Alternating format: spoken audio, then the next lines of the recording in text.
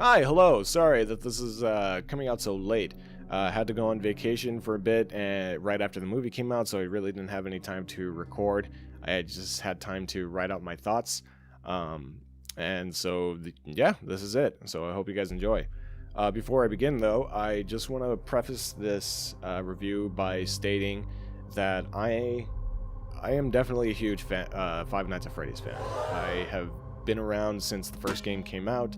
I've played pretty much all the games. I only really wanted a VR headset just so I could play Help Wanted, and I think that game is just fucking fantastic. I think a lot of the games are good, my favorite one being Fnaf 3, Springtrap being my favorite animatronic. I've bought a few of the books. I enjoyed those. I enjoyed the stories that are in those. And I will admit it, I do enjoy watching game theory, even though sometimes what he has to say is kind of batshit insane. But I'm still there for it. And so leading up to the movie, I was very much looking forward to it, to the point where I literally lost sleep because of how excited I was. And so with that being said, I went into this movie with very, very low expectations. Going into this, I was not expecting a lot, especially from the plot. And the reason being is that, one, this is a video game movie, and two, the Five Nights at Freddy's franchise isn't really known for having the most cohesive plot or understandable story. So I tried to temper my expectations pretty low, but given that this is a movie that has to have a cohesive story, I guess, you know, they were still somewhere in the middle. But even though that I set my expectations pretty damn low, I still felt like I was expecting too much. The more I thought about the story, the more plot holes and inconsistencies I found, and it just made the movie feel empty to me. It's heavily character driven, but the motivations for the characters felt like an afterthought. Like, they just tacked them on at the last second just so that way they have something to get the characters from one scene to the next scene. There are a lot of references in this movie that fans such as myself will understand, but it just does not help. And even then, a few of the references felt too on the nose, even as a fan myself, and it took me out of the movie multiple times. In fact, one cameo, I just felt like the guy on screen should have just winked at the camera and walked away. That's how egregious it felt to me. I felt the fan service was only there because the writers knew that the plot was flimsy and tried to fluff it up as much as possible, but unfortunately it just stumbled over itself. To me, what fan service is giving the fans what they want while also servicing the overall plot, and the latter was not met. Overall, I think it was an okay story, but the execution to me was just subpar and pretty underwhelming as well. Also, I keep seeing this argument, especially from critics, saying that the plot is terrible because there's too much of it, and I just don't understand that, because this is like the most bare bones basic plot that you could ever write. Basic stories have the potential to be good, but what matters most is execution. But with all the references and cameos and Easter eggs, it, again, just did not help. It just kind of bogged it down, and it was very, very distracting. As the old adage goes, you can put lipstick on a pig, it's still a pig. With that being said, at the very least I was still entertained. Being a fan of the franchise has that advantage, so at the very least boredom wasn't a problem for me. But if you know nothing about the franchise and you're just casually watching the movie because the hype piqued your interest, you are going to leave very unsatisfied and very underwhelmed. Now, is this a horror movie? Given the PG-13 rating, I didn't expect any gore or body horror, but at the very least, I was expecting some elements of horror. And given the fact that they were advertising Megan alongside this movie with every single trailer, and Megan had a decent amount of gore or blood or whatever in that movie with the PG-13 rating, I was, my expectations were at that level. The amount of gore that this movie did have, I was actually pretty shocked by.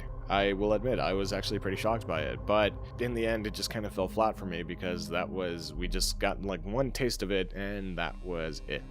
And while it did have some jump scares, this didn't really feel like a horror movie to me at all. In fact, it leans more into a comedy, if anything else. Like, it's if I had to put a label on it, I'd say it's more of a mystery comedy more than anything else. Upon my second viewing, I noticed a severe lack of jump scares. That's not to say that there aren't any in this movie, but there were so few I felt hungry for more, given that the franchise is built on that. And I know jump scares are a cheap way to, get some scares out of people. Blumhouse is very well known for that, but this is Five Nights at Freddy's. This is what the franchise was built off of. And the fact that this isn't a straight-up horror movie makes me feel a tad bit disappointed, given that the opening scene was a perfect way to set up the rest of the film. But it doesn't completely dissatisfy me personally. But when the film does try to be horror, it feels like they're actually trying, but still it just kind of falls flat for me because this movie it's all over the place. It really doesn't have an identity for itself. As I've said previously, I saw this movie twice because I was hoping my opinion of the movie would change in a positive way, and unfortunately it did not.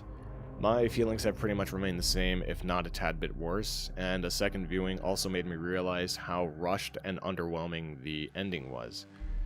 You see how I keep using the word underwhelming? I even felt like I had whiplash because the ending happened so abruptly, it barely gives you enough time to process what just happened.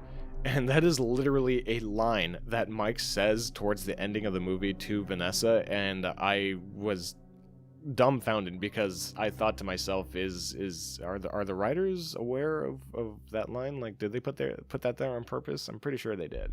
And then when you have time to think about it, there was hardly anything that led up to the ending.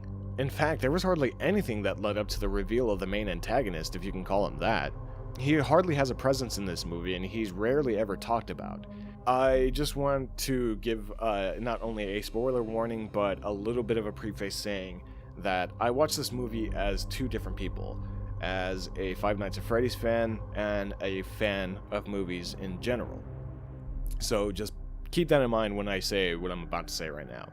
So the reveal at the end of the movie of William Afton to fans will undoubtedly be amazing, but as someone like me, who is both a fan of the franchise and a fan of just movies in general, this is one of the most egregious parts of the movies. Springtrap is definitely one of my favorite villains, and his treatment in the end felt so rushed and wasted, he may as well not have been in the movie at all. I actually am disappointed with the delivery of the line, "I always come back."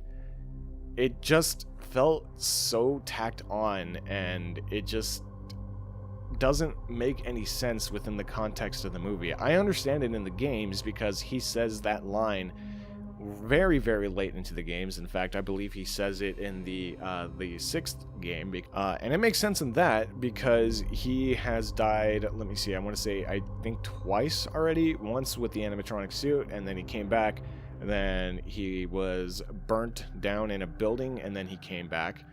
Him saying it there did make sense, but given the fact that this was William Afton pre-Springlock incident, it just doesn't make any sense. And again, this was just an egregious use of fan service to me, and given that this is one of my favorite animatronics and favorite villains in general, yeah, I was pretty disappointed with it. And now I think it goes without saying, but given everything that we've seen leading up to the movie, the animatronics looked fucking fantastic. Like every animatronic that was in this movie was just amazing.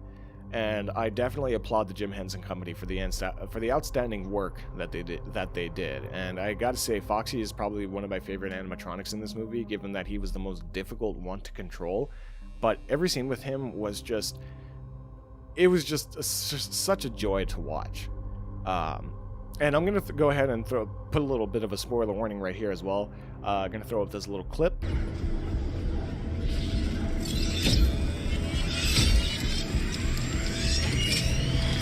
Yeah, I thought that part was fucking sick. That was awesome. So, my final thoughts. If you are a fan of the franchise and you're hesitant about seeing the movie due to the negative reviews it's receiving from critics, I would say go watch it. If you're a fan, I would say go watch it. If you can even get a group of friends to go watch it with you, who are into the franchise or have a surface level understanding of the franchise, I would say watch it with them as well, because the two theater experiences that I had with my friend groups were pretty damn awesome, and they made the experience, not the movie, it made the experience a lot better. This movie was made for fans, and it definitely shows, but it's also one of its biggest weaknesses, because if you're just a casual moviegoer who's just looking for something to watch, this isn't gonna be anything spectacular. It just isn't.